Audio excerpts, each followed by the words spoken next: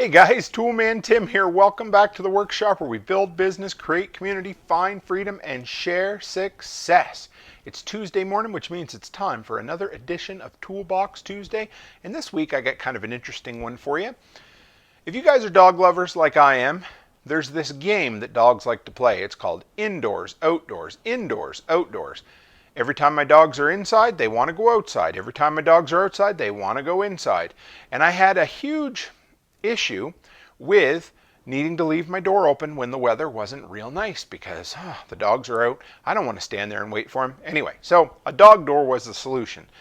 However, we live in a place where we need central air 3 months of the year and heat about 6 months of the year. And we wanted something that was really insulated. So today I want to share with you my thoughts after just over a year with the Petsafe Extreme Weather Pet Door.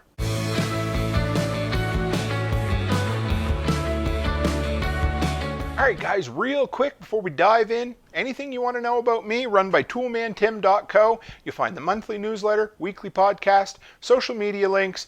I'm on Float, MeWe, Instagram, Facebook, Odyssey, and of course YouTube. And go by the shop where you'll see well over 100 recommendations for products on Amazon, stuff I've used in my handyman business that's made me money or saved me money. We have hand tools, we have cordless power tools, landscaping gear, and of course my favorite, preparedness items. So run by there, check that out. If you end up buying anything at all through there, it supports the content I create and I would be very grateful. So thanks, guys. Like I said, last year, just a little before this time of the year, the wife and I decided it was time to install a doggy door. We were tired of playing the in-out game with our 4 Chihuahuas.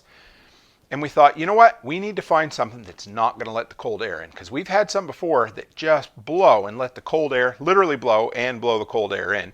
And they were just miserable. So we started doing a ton of research, read through a lot of reviews online with Amazon. And we ended up finding this Petsafe Extreme Weather Pet Door. The reviews were really good. It had a 4-point star rating out of literally thousands of reviews. And we thought, okay, great. So real quick, if you've never installed a pet door, a doggy door before, it's a lot easier than you think. I've got an old video from a couple of years ago where I installed a pet door. I will link in the description below, so if you want to watch that and see how that works, it's really not that bad. And from there, it's basically a simple process for installing. There were some issues in some of the reviews where people said the interior flaps weren't up to snuff. They broke, they broke down, whatever. But our experience has been nothing but wonderful. Except for one dog for about a week when we first got it was scared. Pepper was a little chicken shit. Wouldn't go through there. But the other 3 barreled right through. And my 2 fat ass cats, they both go through it too. So it's worked really well for us. I want to switch gears right quick, take you inside, show you what all that is about, what it looks like, how it works, the different layers, and then we'll come back out here and finish. Okay guys, so here is the Petsafe Extreme Weather Pet Door. So I wanted to get down here and show you. This has been a year and a half. One of the biggest complaints I'd heard online was that these flaps would wear out and tear off. Now, I only have Chihuahuas. I went with the small one, but it has held up surprisingly well.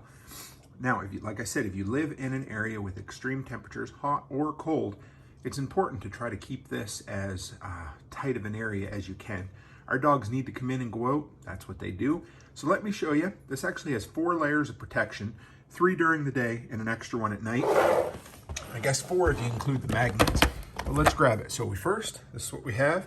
We have an interior flap. Then in the middle, I'm going to show you here. This is actually an insulated pad that goes in between.